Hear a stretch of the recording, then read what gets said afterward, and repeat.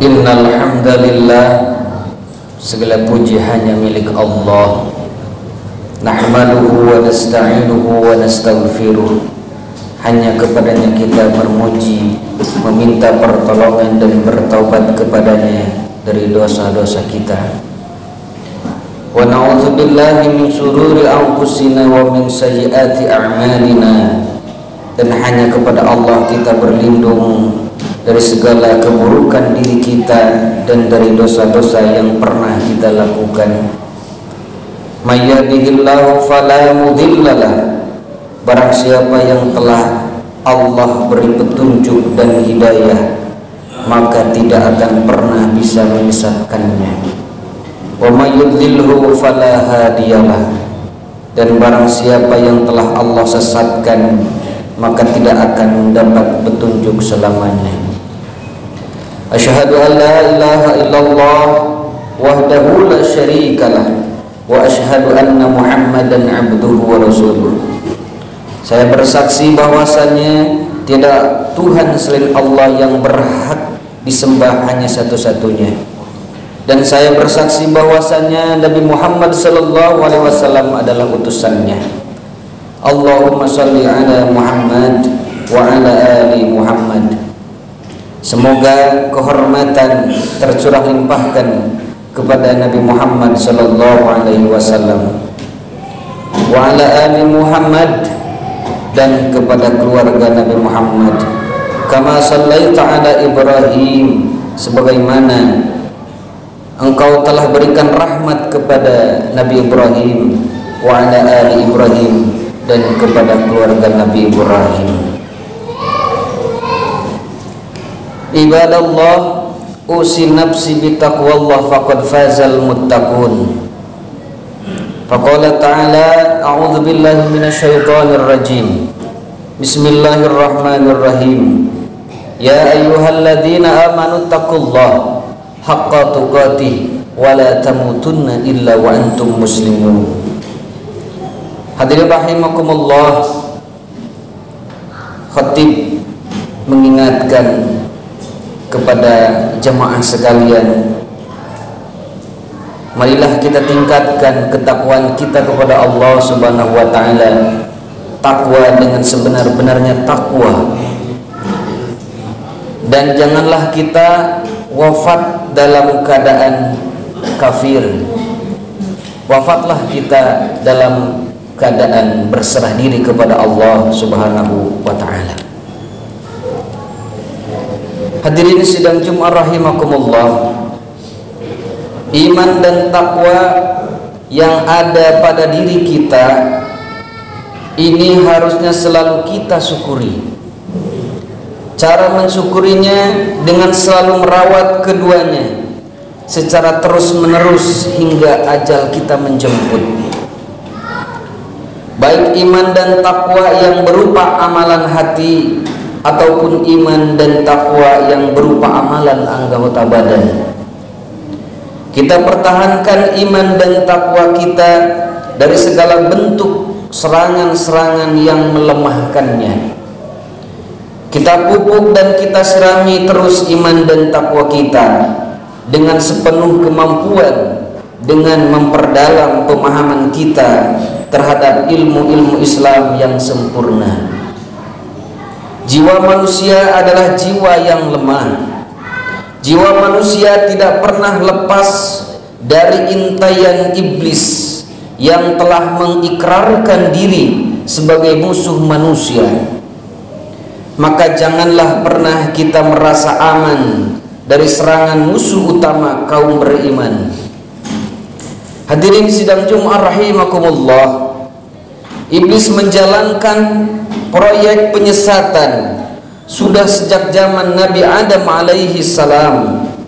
Bayangkan berapa ratus juta strategi yang telah diaplikasikan iblis dalam menyesatkan manusia jika dikalkulasi sejak dari zaman Nabi Adam hingga zaman kita saat ini. Sedangkan kita sudah berapa banyak strategi yang kita kuasai untuk memproteksi diri dari serangan penyesatan iblis. Barangkali inilah salah satu hikmah mengapa di dalam Islam terdapat syariat jihad. Allah Subhanahu wa taala berfirman, "Wajahidu fillahi haqqul jihadi."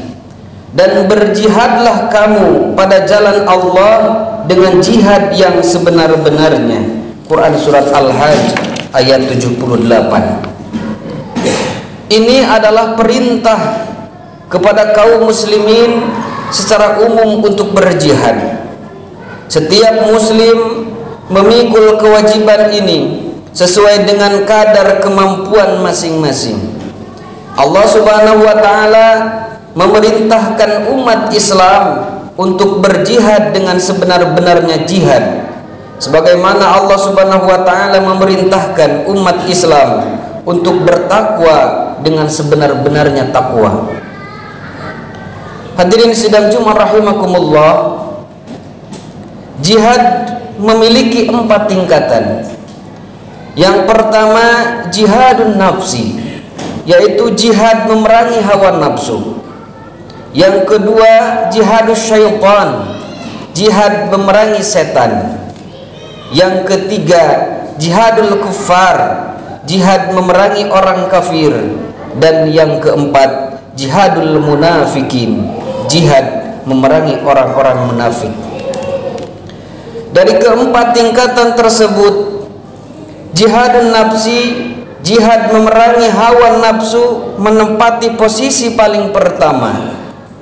Seorang hamba yang belum mampu memerangi pengaruh hawa nafsu yang ada pada dirinya, baik dengan melazimi berbagai amalan ketaatan dan menjauhi berbagai amalan yang dilarang syariat, maka tidak mungkin ia akan mampu memerangi musuh eksternal yang ada di luar dirinya. Tidak mungkin ia akan melakukan jihad memerangi musuh yang ada di luar, sementara dalam dirinya masih ada musuh yang belum ditaklukkan. Oleh sebab itu Rasulullah sallallahu alaihi wasallam bersabda, "Al-mujahidu man jahada nafsah fi ta'atillah, wal muhajiru man hajara ma nahyallahu an." Mujahid itu adalah orang yang sungguh-sungguh memerangi hawa nafsunya untuk taat kepada Allah. Muhajir adalah orang yang berhijrah meninggalkan segala yang dilarang oleh Allah Subhanahu wa taala. Hadis riwayat Ahmad. Ketika Rasulullah sallallahu alaihi wasallam sedang menyampaikan khutbah hajat, beliau bersabda, "Na'udzubillahi min syururi anfusina wa sayyiati a'malina." Kami berlindung dari keburukan hawa nafsu kami dan kejelekan perbuatan kami. Hadirin sidang Jumat rahimakumullah, hawa nafsu itu akan selalu menyeru kepada kesesatan dan selalu mengutamakan kehidupan duniawi. Sementara Allah Subhanahu wa taala selalu menyeru para hambanya untuk selalu takut kepadanya dan melarang jiwa dari jeratan hawa nafsunya. Di antara para hamba-hamba Allah Subhanahu wa taala tersebut, ada yang memenuhi rayuan hawa nafsunya sehingga ia menjadi tersesat dan hancur. Sementara sebagian lain ada yang memenuhi seruan Rabbnya sehingga ia menang dari segala bentuk jebakan kesesatan. Hawa nafsu itu akan senantiasa menggiring pemilik raganya untuk bersikap kikir dan pelit untuk berinfak di jalan Allah Subhanahu wa taala. Sementara Allah Subhanahu wa taala senantiasa menyeru hambanya untuk berinfak di jalan Allah Subhanahu wa taala. Sebagaimana Allah Subhanahu wa taala berfirman, "Fattaqullaha mastata'tum wasma'u wa ati'u wattaqullaha khairal li anfusikum wa may yuqasuha nafsihi faulaika humul muflihun." Maka bertakwalah kamu kepada Allah menurut kesanggupanmu, dan dengarlah serta taatlah dan nafkahkanlah nafkah yang baik untuk dirimu dari barang siapa yang dipelihara dari kekikiran dirinya, maka mereka itulah orang-orang yang beruntung. Quran surat At-Taghabun ayat 16. Hadirin sidang Jumat rahimakumullah, hawa nafsu juga selalu mengelabui manusia untuk melakukan pemborosan, poya-poya, dan berlebihan dalam segala hal. Hawa nafsu sangat tidak menyukai sifat kepedulian terhadap fakir miskin dan orang yang meminta-minta. Hawa nafsu selalu menyeru kepada keburukan dan perbuatan keji. Hawa nafsu juga sesekali menumbuhkan perasaan pedih dan hancur. Setelah melakukan perbuatan keji, hawa nafsu juga sesekali menjadi tenang dan terkendali. Dan ketika hawa nafsu terkendali, itulah ciri hawa nafsu yang telah tunduk dan taat kepada Allah Subhanahu wa taala dengan perasaan cinta dan selalu berzikir mengingat Allah Subhanahu wa taala. Maka hadirin sidang Jumat rahimakumullah, berjihad melawan hawa nafsu adalah bentuk jihad untuk bermuhasabah dan menentang segala bentuk keburukan hawa nafsu. Di dalam sebuah hadis disebutkan, al-kayyisu man dana nafsahu wa amila lima ba'dal maut, wal ajizu man atba'a nafsahu huwa hawaha wa tamanna 'ala Allahi azza wa jalla. Orang yang cerdas adalah orang yang mampu menaklukkan hawa nafsunya dan berbuat untuk kepentingan setelah kematiannya. Sedangkan orang yang bodoh adalah orang yang jiwanya mengikuti hawa nafsunya dan berangan-angan kepada Allah Subhanahu wa taala. Hadis riwayat At-Tirmizi. Makna dari dana nafsahu adalah mengevaluasinya, menaklukkannya. Umar bin Khattab radhiyallahu anhu berkata, hasibu anfusakum qabla an tuhasabu wa tajayyanu lil ardil akbar wa innama yahibbul hisabu yaumal qiyamah ala man hasaba nafsahu fid dunya. Hisablah, hitunglah diri kalian sebelum kalian dihitung, dan persiapkanlah untuk hari semua dihadapkan kepada Rabb yang Maha Agung. Perhitungan akan ringan pada hari kiamat bagi orang yang selalu menghisab dirinya ketika di dunia.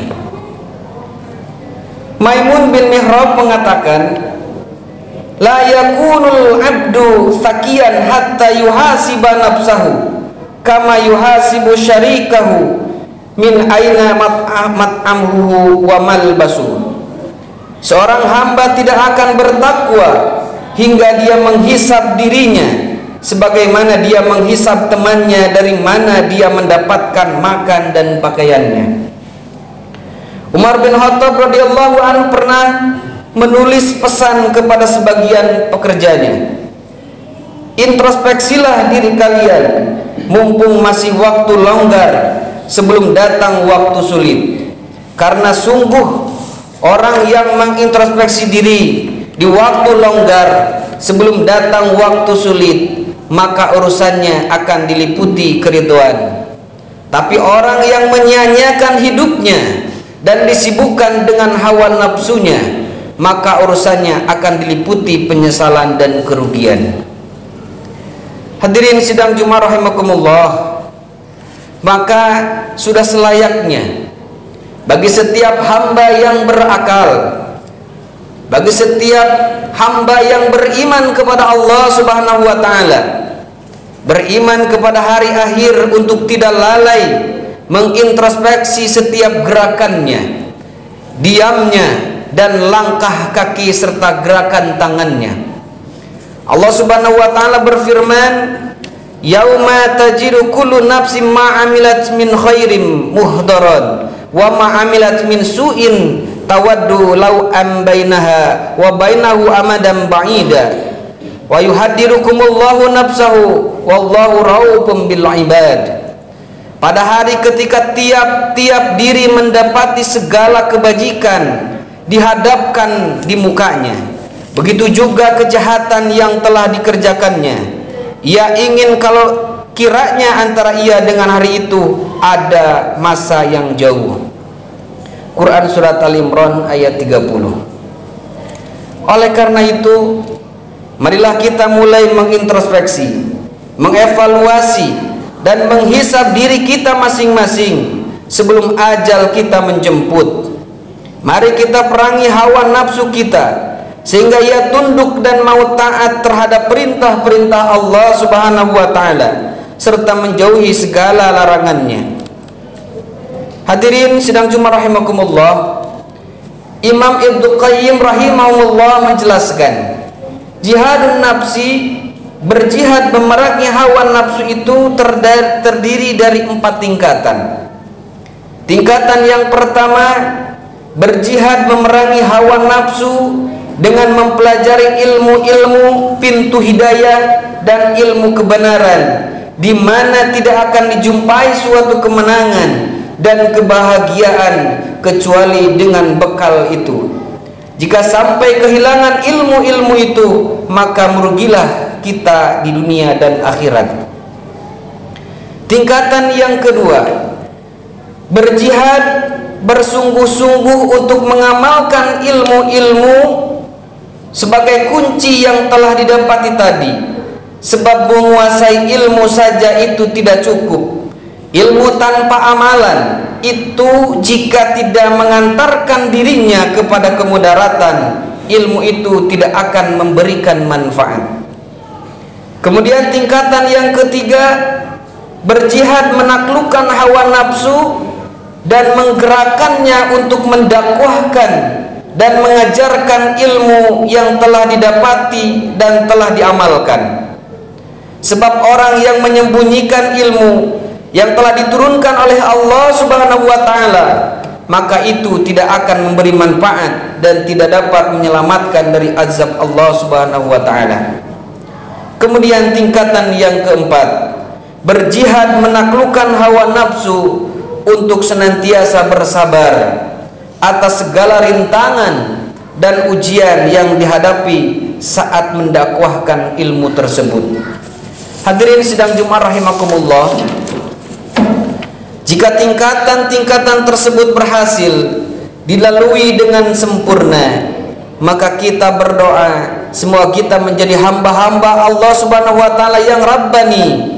Sebab para ulama salaf dahulu sepakat bahwa seorang yang berilmu tidak berhak disebut Rabbani sampai ia benar-benar mengetahui al-haq atau kebenaran, kemudian mengamalkan dan mengajarkannya. Maka barang siapa yang berilmu kemudian mengamalkan dan mengajarkannya, ia akan selalu dikenang kemuliaannya di seluruh penjuru jagat langit. Hadirin sidang Jumat rahimakumullah, sesungguhnya hawa nafsu itu jika dituruti ia akan semakin liar dan buas. Jika dibiarkan ia akan berbuat kerusakan dan kekejian. Jika ia dipaksa dan dibawa untuk melaksanakan perintah-perintah Allah Subhanahu wa taala, maka ia akan menjadi baik. Maka hadirin sidang Jumat rahimakumullah, berhati-hatilah terhadap setiap nafsu yang ada pada diri kita masing-masing. Mari mulai serius memperhatikan urusan agama kita.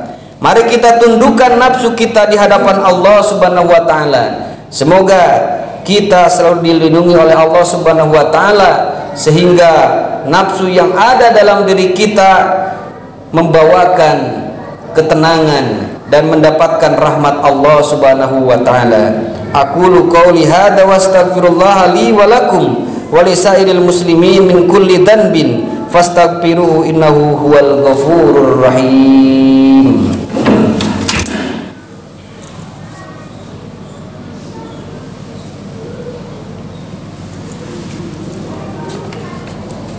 Innal hamdalillah nahmaduhu wa nasta'inuhu wa nastaghfiruh wa na'udzu billahi min shururi anfusina wa min sayyiati a'malina may yahdihillahu fala mudhillalah wa may yudlilhu fala hadiyalah.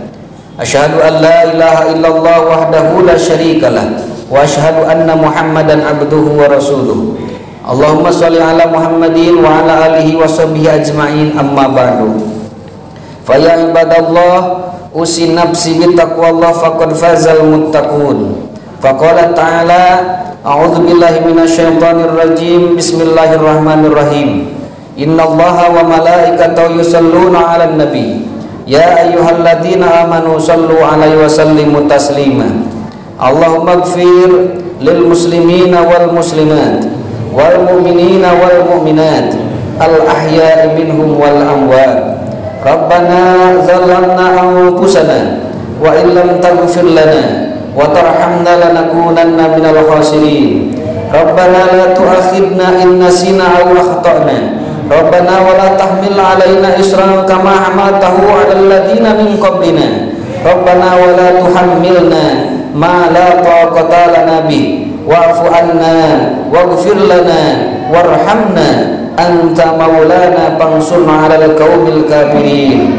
Rabbana atina fid dunya hasanah wa fil akhirati hasanah wa qina 'adzabannar. Walhamdulillahirabbil alamin. Aqimus shalah.